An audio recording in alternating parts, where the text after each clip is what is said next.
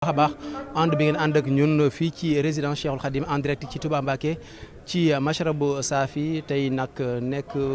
bis bi nga xam ne moom moo di talaata dëppoo ak ñaar fukki fan ak juróom ci mars atum 2025 ñu wéyal liggéey bi nga xamante ni moom moo jëm ci Machraboul Safi ci njàng mu am solo mi nga xam ne moom la ñu ànd ak Cheikh Mouhamadoul Mountakha Mbacké moom Serigne Bassirou di xalif général des Mourides ci teewaayu waa daara Hizbut Tarqiyyah ci njàngum kuréel mu yaatu mu am solo moo xamante ni ginnaaw tàkkusaan gu nekk sëriñ bi dana ko teewee ànd kook njabootuk Serigne Touba gi ak yeneen mbokk taalibe yoo xam ne dañuy bàyyi ko fu nekk fii ci biir Touba Mbacké ci biir réew mi ba ca bitim réew sax am na ñoo xam ne yenn saa yi ñu jugee fa ngir ñëw teewee jotaay bu am solo bi fii ci Touba Mbacké kon mbokk yi loolu lañ fas yéene ànd ak yéen tey ji nag programme bi ni nga xam ne noonu lañ ko tëralee moom moo di kuréel Nooru Daarayni bu daara Touba ñooy amal njàng mi ci biir saalu Serigne Moustapha Bassirou bi kuréelu Jaalibatul Maraaxib bu Touba ba léegi ñoom ñooy amal njàng mi fii ci accueil bi muy gàttandu Serigne bi tey ñoom ñoo koy gungewaat kon loolee moom mooy programme tey bi incha allahu rabbi niñ ko àndeeg yéen depuis ca njëlbeenu koor gi ba léegi rek noonu la ñuy wéyalee liggéey bi ci ànd ak yéen ci mboolem loo xamante ni day bàyyi ko fii ci résidence Cheikhoul Khadim moo xam réaction yi la muy kàddu yoo xam ne day doon ay seede bàyyeekoo ci kilifa yi nga xam ne ñu ngi rafetlu bu baax a baax lii di Machraboul Safi nekk liggéey boo xam ne saa su ne ñoom it ñu ngi ñaanal bu baax Cheikh Mouhamadoul Mountakha mu gën fee yàgg yàlla gën ko dolli wér yàlla gën ko dolli kattan ndax li nga xam ne moom la taxawal nekk na loolu gën naa dundalaat li nga xam ne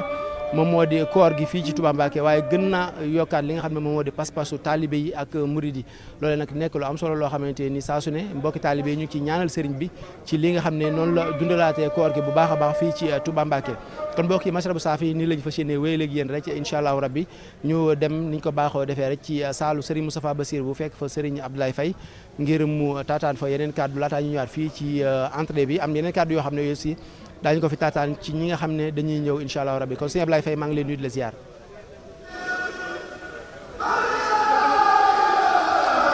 jërëjëf Serigne Fallou Sylla jërëjëf mbokk yi ñu ngi amaat mbégte di leen nuyu di leen ziare di leen baalu ak te di leen baal ak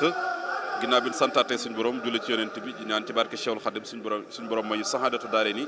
ñu ngi ziar bu baax a baax Cheikh Mouhamadoul Mountakha xalif général des Mourides di ko ñaanal mu yàgg fi loolu te wér. amaat nañu mbégte bu baax a baax ànd ak yéen fii ci biir salle bi ci fi nga xam ne ni foofu la ñuy dundalee jataay bu am solo bi di Machraboul Safi ci njàngum xasida ci taxawaayu Cheikh Mouhamadoul Mountakha Mbacké waaye ci teewaayu njabootuk Serigne Touba gi nga xam ne ni dañuy bàyyeekoo fu nekk ñu ngi taxaw ak Serigne Maam Thierno Mbacké bàyyeekoo Daaru Moxti bokk ci njabootuk Serigne Abbas Mbacké waaye nag féete ca Espagne Serigne bi ginnaaw bi ñu leen nuyoo ziar la mel ni ngeen am taxawaay bu am solo ca Espagne ci taxaw bi su xasida yi tey ji nag ngeen ñëwaat fii ci Touba ci résidence ngir ànd ak ñun jataay bu tedd bi di njàngum xasida mi sa yëg-yëg kaddu yi ak jéego yi rawatina nag ren ji nga fekke si ko lan ngeen ñuy baaxee bisimilah. wajal kalaami rasidan wa mursida wa fikrati nawir wa qalbi arsida jëwriñ ñu ngi leen di ziar bu baax a baax tey ziar jëwriñ yi yëpp rawatina ñu féete foofu ca Espagne naam kaddu yi mën naa gàtt lool ndax yëg-yëg bi moom bi ñu ci yëg ñun moom la ci murid yëpp di yëg ndax Cheikh Mouhamadou Mountakha ñu ñaan mu yàgg fi lool tànd ko wér lépp lu mu natt rek ba teg ko loolu mooy mbir mi te fu waay mën a nekk di murid yeesaat nga peq ci jataay yi fu ci am murid ne yitteem yëpp mooy fii amuñu gëneen bëgg amuñu jëneen yitte li fekk jataay yi jeexut doon bàyyi dara télé bi Al Mouridiyyah la ñuy jàpp ba muy jeex ngir dunde lii ndax Cheikh Mouhamadou Mountakha saa yu jataay ak moom ahlu xasida day wax ne bu doon ab xare yéene nekk ci kanam góorgóorlu leen ci ndax lii rek lañu bokkut ak kenn lu baax lépp ñoom ñëpp ko bokk waaye lii la yàlla jagleel Sëñ Tuubaa muy xasida yi te defaru moom ku ko bëgg ci ngay nekk ci xasida yooyu kon daal dañuy wax ne fu fa waay mën a ne la nga nekkoon nga gën caa góorgóorlu ca daggiwaat sa pësteef te xam ne moom murid yi dañuy dem de loolu la yàlla dogal kon képp ku mu ci mën a doon amaatal pas-pas amaatal ab taxawaay ngir liggéeyal ko Sëñ Tuubaa fépp fu fi daaray Hizbut Tarqiyyah yi ne ñi ngi góorgóorlu kenn mënul leen a mën ci liggéey Sëñ Tuubaa ndax liggéey yëpp la ni bokk bu fa waay woote ñi ngi ci. Maam Thierno mu mel ni jataay bi mu ngi leen daan fekk Espagne bëgg nañoo xam tuuti itam na ngeen ko daan dundee foofee muy mashrab bi jamono yi nga xam ne nii xëy na fi mu ne nii adduna bi mbokki taalibe bi yëpp a ngi connecté wu ngir ànd ko ak ñun ci Al Mouridiyyah ak yu yaatu ci internet bi am na ñoo xam ne sax ñu ñuy teewlu ci rajo bi ren jii ngeen teewlu ko par rapport ak Espagne ñu naka ngeen ko daan dundee foofu. ni ñu koy dundee jawrin mën naa wax ne ni ko murid yi ne fii di dunde noonu lañ koy dunde dun raf te jeexut dun raf te Cheikh Mouhamadou Mountakha ñaanut ñoo ñi nekk fii war ma jëniy jox télé yanuy seetaane war ma jëniy jox télé ba sax mooy war ma ji niy tekk fii mel ne ku jataayoo ak Cheikh Mouhamadou Mountakha noonu la ko murid yi dunde foofa waay nee rek fa nga ko mën a jaar ba jàpp ko da nga ko fa jaar waaye na nga koy teewloo day mel ne yaag Cheikh Mouhamadou Mountakha yéen a jataayoo ngir war may xaside ndax loolu mooy jiitu danoo jataayoo ak Cheikh Mouhamadou Mountakha mu ne no kenn ku ci ne ci yéen dem leen jàngi ba am xam-xam ñëw liggéeyal Sëñ Tuubaa ci xaside yi loolu nag murid bu mu ci ne foofa lañ nekk. macha allah kon sëñ Maam Thierno ñu bàyyi wàll rek nga daal di dem teewlu kon mbokk yi ni ngeen ko dégg rek mu doonoon Serigne Maam Thierno Mbacke moom Serigne Abbas Mbacke jóge nag Espagne waaye bàyyeekoo Daaru Muxti ñëw nag doon teewlu njàng mu am solo mi nga xam ne ni wax nañ leen ko jamono yi ñoo ngi ci biir salle bi di xaarandi Cheikh Mouhamadul Mountakha Mbacke xam naa ci kanam tuuti dañuy delloo kaddu ki nga xam ne moo di Serigne Fallou Sylla sunu jëwriñ ci liggéey bu am solo bi ak taxawaay bi di jaajëfal nag yéen ñi nga xam ne yéen a ngi ànd ak ñun dañu seetaan dañu déglu waaye di leen fasaale ci liggéey bu am solo bi kon sëñ Fallou ñu delloo la antenne bi ba ci kanam incha allahu rabbi.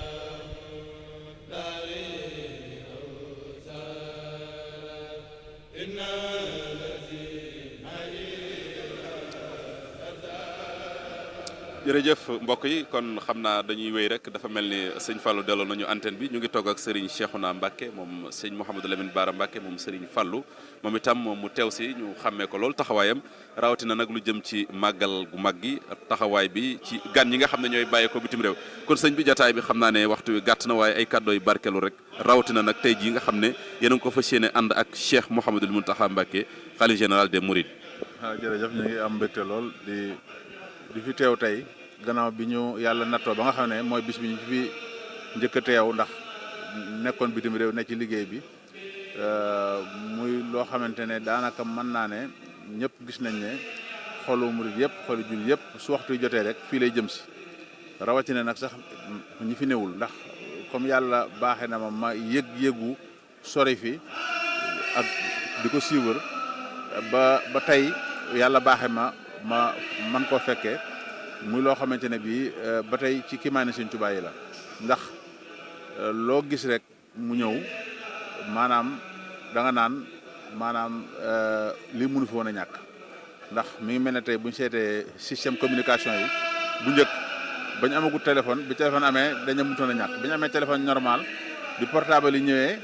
ñu ne li mënutoon a ñàkk nga xam ne kenn mënu delluwaat lii itam de secret boo xamante ne bii yàlla Cheikh Mouhamadou Mountakha la ko dencaloon mu génne ko ndax loo xamante bi lépp maanaam spiritualité la lépp ak teewlu la lépp ak dal la te kenn ku ne xam ne weeru koor ni màgge ñuy wax ne yonent bi sallallahu alayhi wasallam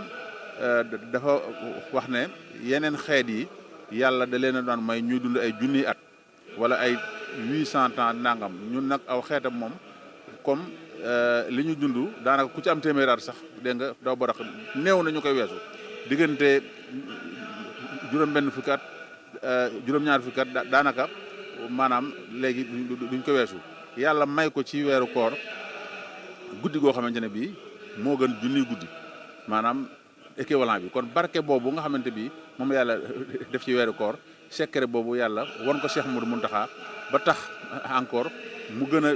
maanaam yokk barke bi ci ndaje mu mel nii nga xamante ne bii maanaam lépp moo ko xalaatal boppam définir ko boppam ñu di ko def na nga ko bëgg mu ñëw di ci teew kon yàlla na yàgg te itam yàlla na ko yàlla fay yàlla na ko yàgg jiite ñu yàgg ko fee fekk ndax daal wax dëgg yàlla mbir la moo xamante ne bii képp koo xamante ne rek maanaam la ngay yëg maanaam moo xam nga nekk moo xam nga bañ fee nekk xam naa ne kenn ku ne expérience bopp la boo xamante ne bii maanaam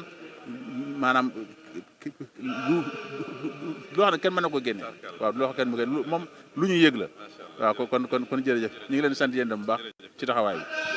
jërëjëf Serigne Cheikhouna Mbacké moom sëñ Mouhamadou Lamine Bara Mbacké moom Cheikh Mouhamadou Fadal ibn Khadim Rasoul ci kaddu yi am solo yi kon mbokk yi ñun dañ leen di wax ba ëllëg rek ñu jébbal kaddu gi Baye Mansour Seck su ko defee mu ñëw ñun ci programme bi nga xam ne ni moom la ñu war a amal tey ci njàngum xasida mi di leen jaajëfal di ñaanal Cheikh Mouhamadul Mountakha mu yàgg fi loolu te wér wasalaamu aleykum wa rahmatullahi taala wa barakatuhu.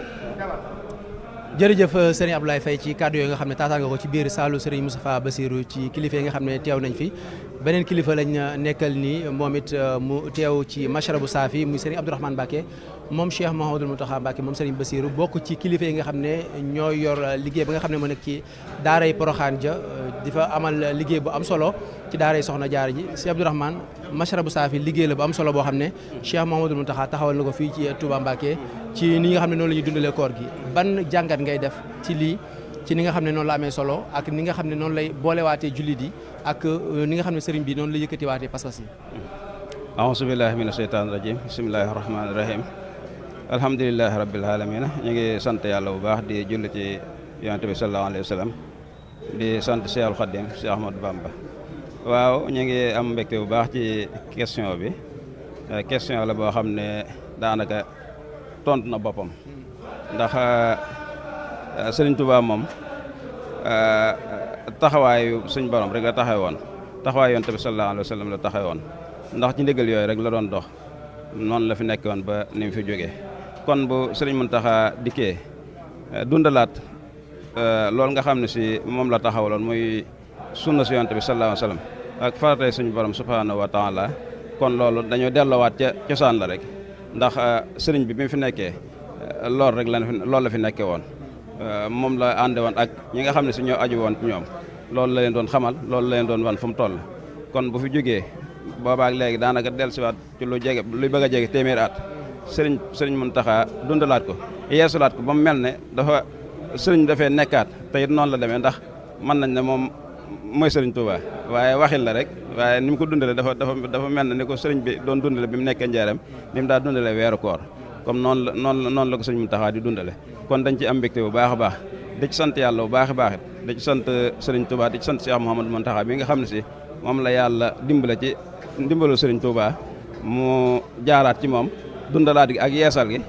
ba mu toll nii ba rëyaay bi mu rëy nga xam ne si ne képp ku dib jullit rek waxuma am murit waaye ku dib jullit rek wala ngay mbindeef rek am nga xemmeem def ci jëf ju rafet ji jëf ju kawe ju màgg ji jëf ju rëy ji jëf ju tedd ji kon mbir la moo xam ne si ne maanaam mëne su ko xayma ab dayo mëne su ko xayma njariñam it fa mu toll ak fa mu àggit xameesul fu mu doon ak ni mu dajalee mbokk yi nga xam ne si mbokk yi yëpp kenn ko nekk yàkkamte ga waxtu yu jot ba nga bàyyi la nga doon def ñëw ànd koog moom muy mbokk yëpp nag foo xool da nga gis koo xam ne si njabootu Sëriñ Tuubaa la mooy ci njabootu boppam gi mooy ci seex si wala taalibe wala ñëpp rek ñëpp daje nañ fi ànd koog moom di ko dundal kon loolu tawfeex la joo xam ne si Sëriñ Tuubaa ñu ko dimbalee jaarale ko Cheikh Mouhamadou Mountakha kon ñu ngi leen di sant bu baax a baax di leen gërëm bu baax a baax di jéggalu it ndax wax ji bett nañu lool ndax waajaluñ ko dañoo toog rek ñu ne ñëw sànni ci kàddu waaye kàddu yu mbégte moom li feeñal ko du jafe waaw am nañ ci mbégte bu baax a baax comme ni ci murid yëpp amee mbégte sant nañ ci it bu baax sant Sëriñ Muntaxa bu baax a baax a baax kon ñu ngi leen sant yéen waa Hizbut Tarqiyyah alhamdulilah rabbil alamin taxawaay biñ ci taxaw dundal nañ ko dundin woo xam ne si sell na rafet na kawe na kon murid yëpp amal nañ leen ñoom it cant ameel nañ leen ñaan ñu ñaan suñu borom ci barke Cheikh Mouhamadoul Mountakha barke Cheikh Mouhamadoul Bassir mi nga xam ne mooy waajuram yàlla na ko yàlla yàgg a taxawe te yàgg ko ànd ak mbokkam yii yàgg ko ànd ak murid yi ci barke Sëriñ Touba jërë ngeen jëf sant nañu baax a baax nii lañ koy dundale nag ci goxi murid yëpp waaye fii nag moom mooy ndey ji kon fii la ñu royee foo dem ci goxi murid yi ñoo ngi ko fay dundale waaye fii lañ koy royee kon alhamdulilahi rabbil alamin waaye loolu lépp nag taxawaayu Sëriñ Muntaxa rek la ak jitteem ju kawe jërë ngeen jëf ñu ngi leen sant bu baax di leen gërëm bu baax a baax jërëjëf macha allah jërëjëf Mbacke jërëjëf Mbacke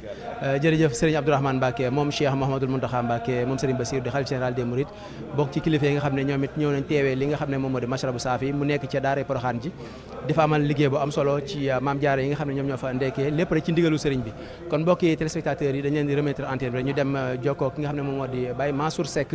mu wéel liggéey bi ci li nga xam ne moo jëm ci programme kuréel yi ak yeneen kàllaama yi nga xam ne fas yéene ko yaatal laataay ñuy tàmbali njàng mi. asalaamaaleykum wa rahmatulahi taala wa barakaatu kon ñuy sant bu baax sëñ Fallou Sylla ci yi nga xam ne jot nañu ko muy lu am solo ci ni nga xam ne lañu yëge xew-xew bi ak niñ fi dikkee tey kon di ñaar fukki fan ak ñeent ci weeru koor ñuy santaat bu baax suñu borom dëppog le 25 mars ñu fas yéene jottali leen programme bi nga xam ne li ci jiitu mooy ñooñu ngeen dégg ñuy jàng mooy kuréelu Hizbut Tarqiyyah bu Daalibatul Maraaxib bu Touba ñoom ñoo aye gàttandu bi ci njiital Serigne Xaali Jaxate ñi nga xam ñoo war a jàng ci salle bi mooy kuréel bi ñu duppee Nour Daarayni bu Hizbut Tarqiyyah bu Touba ba tey ci njiital Serigne Cheikhouna Diagne looloo waral sax ñu dalal kenn ci ñoom ngir mu mën ñu jottali programme bi nga xam ne moom lañ fas yéene jàng incha allah su ko defee ñu door jàll ci beneen programme bi kon sëñ Abo dalal nañ kon ñu dalal jegesil mu ne kon dalal nañu sëñ Chouaïbou Diagne moom moo ñu fas yéene jottali programme bi nga xam ne diggante xasida yi ak daaceen lay doon sëñ Chouaïbou bi. waaw tey kuréel 1 Touba ñoom ñooy jàng ci kanam kuréel 1 Nooru Daarayni Touba ñu fas yéene jàng wasixtu muqaddimaat waa Kër Sëñ Massamba mag ñi original ak Farid loolu rek lañ koy mën. mel ne kon muqaddimaat moom day xas dugg gudd def naa waxtu yu da ci yem incha allah jërëjëf sëñ Cheikh naa mën nañ la bàyyi nga delluwaat sëñ Chouaïbou defe naa ne loolu moo doon programme bi kon ni ngeen ko déggee programme bu gàtt lay doon muqaddimatul am daax la ñuy jàng bu ñu paree teg ci Farid ñaan kon loolu mooy doon programme bi incha allah danañ jëttali kàddu gi tamit ki nga xam ne moo ci war a topp muy Serigne Mamadou Pouy su ko defee mu jottali leen programme bi muy bunt bi nga xam ne war na ko jël ci anglais su noppee dana jox Serigne Mbacke Diop su ko defee mu jël benn bunt ci arab incha allah.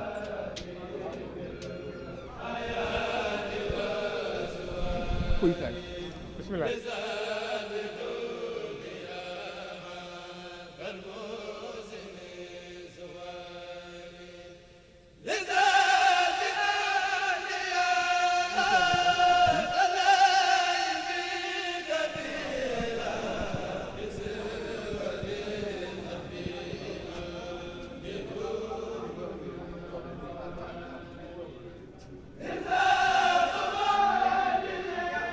أعوذ بالله من الشيطان الرجيم بسم الله الرحمن الرحيم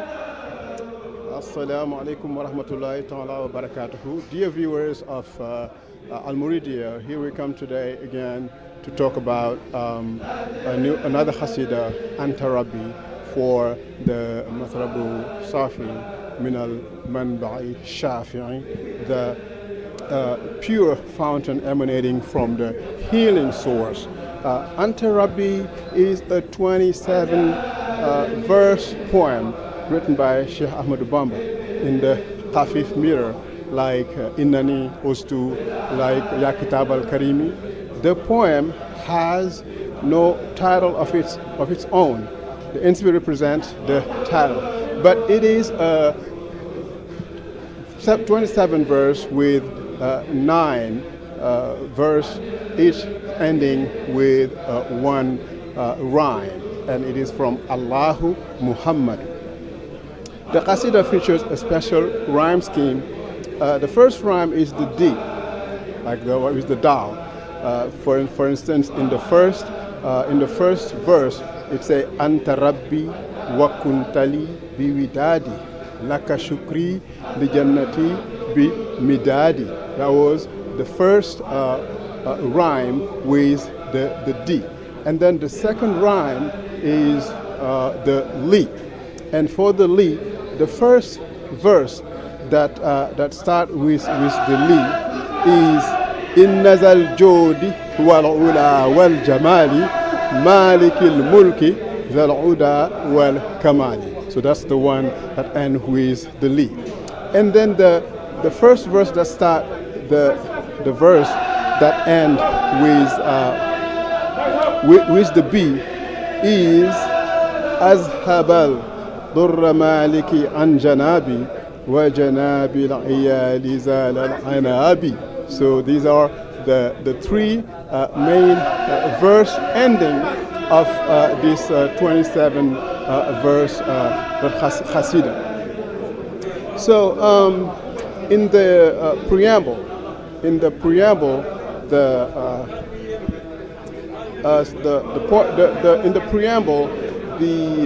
overall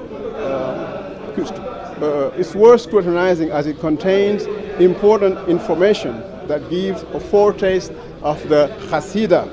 In it, the author mentions, "Grant me the blessings of your names," before adding, "Glory to you, the great," and also to the Master Allah Muhammad. May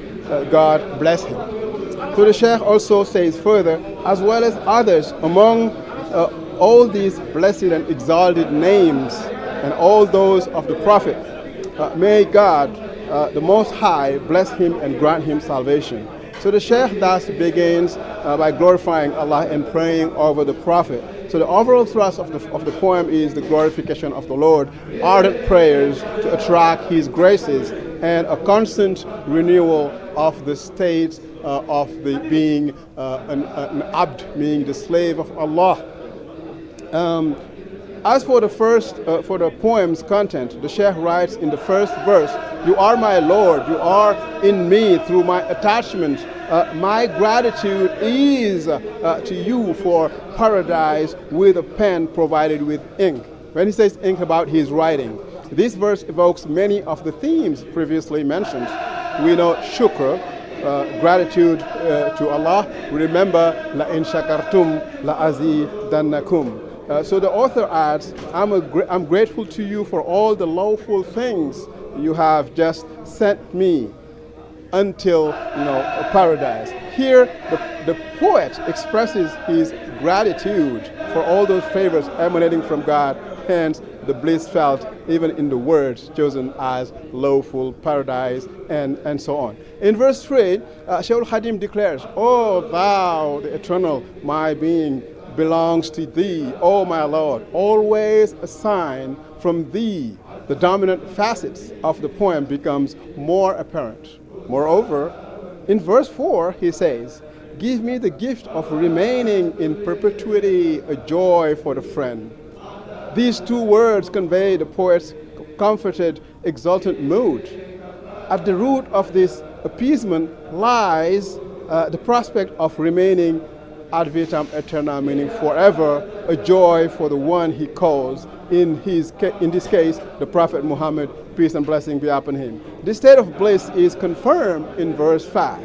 "I desire from you, in his favor, the salvation of a friend who is eternal to me." Note this semantic field provided paradise, joy, salvation of a friend, etc., and which contains in verse 6, which continues in verse 6 and following, "Give me always the advantage of being satisfied and secure. Keep mine away from epidemics and locusts," meaning anything that is a natural disaster that may come to my people. In addition, service through the pen is summoned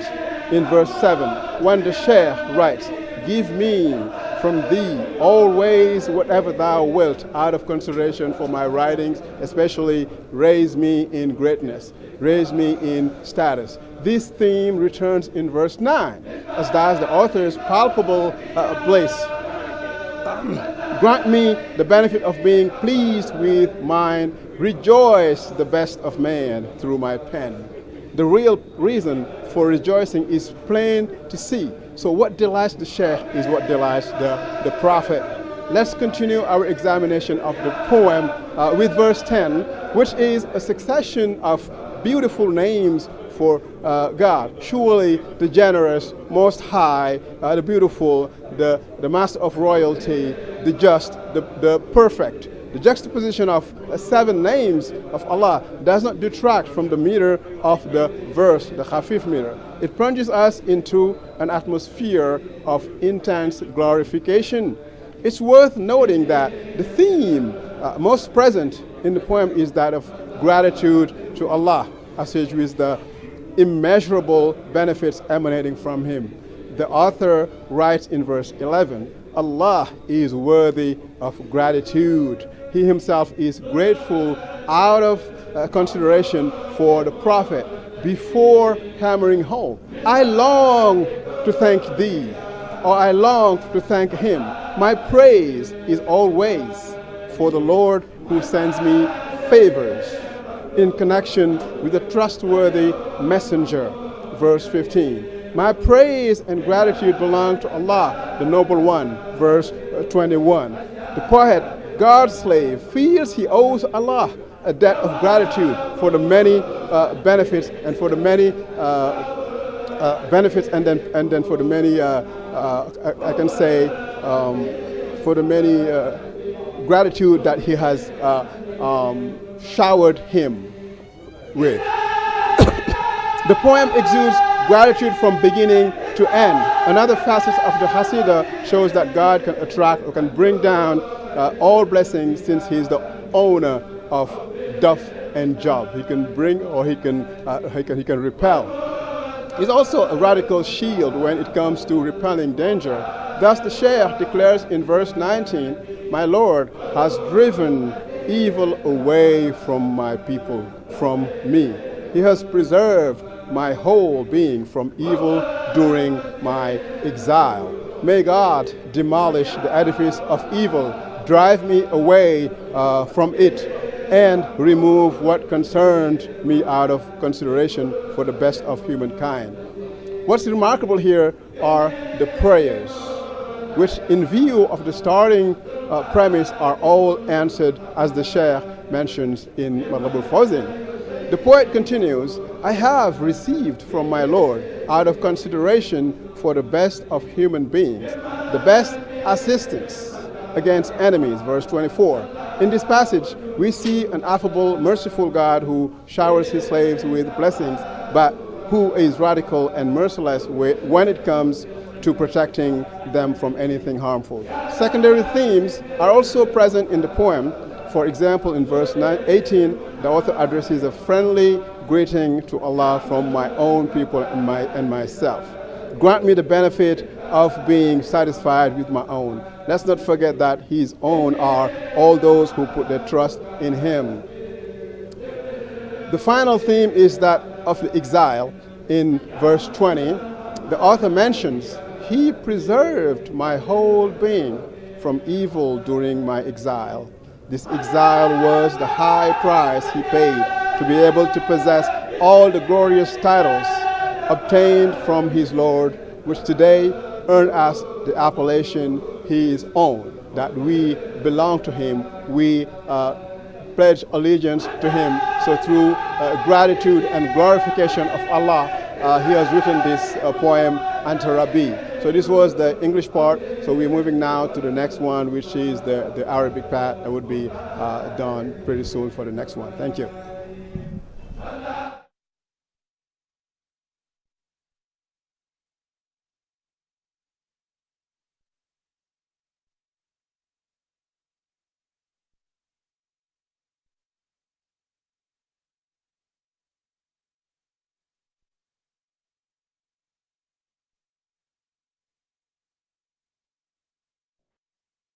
رضي الله عنه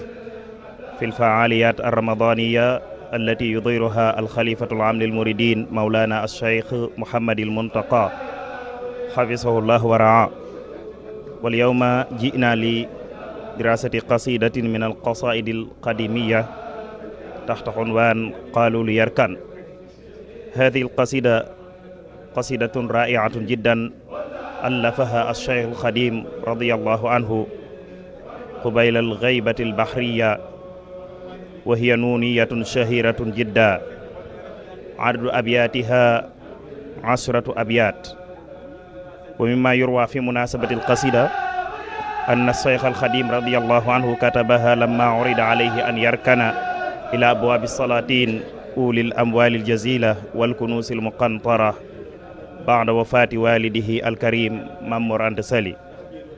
وهو يرد على أولئك الأشخاص الذين طلبوا منه أن يركن إلى الأمير wa huwa fi rayaanati shababihi mu'linan lil jamaa